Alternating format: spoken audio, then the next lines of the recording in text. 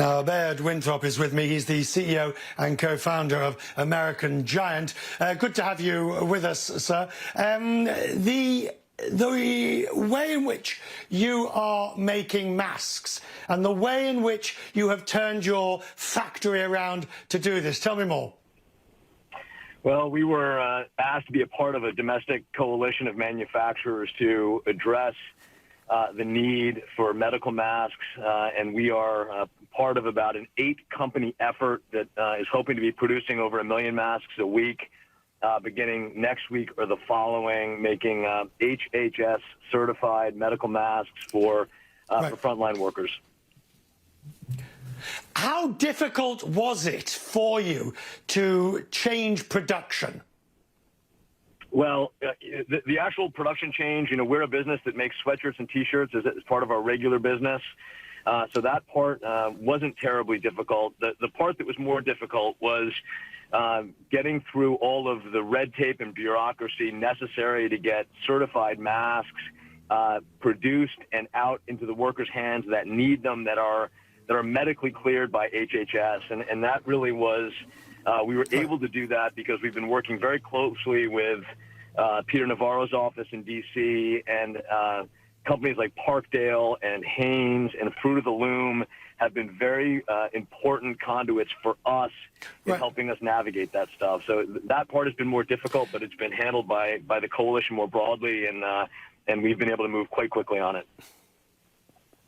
If the US still had an apparel industry, it does, but not as big as it does. You know what I'm asking you. If the US still had an apparel industry, a manufacturing of cloth industry, do you think you'd be in the state you're in now?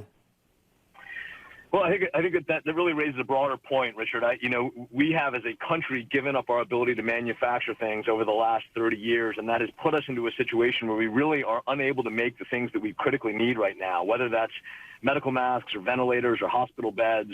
And so I think the apparel industry is a piece of the answer to that question.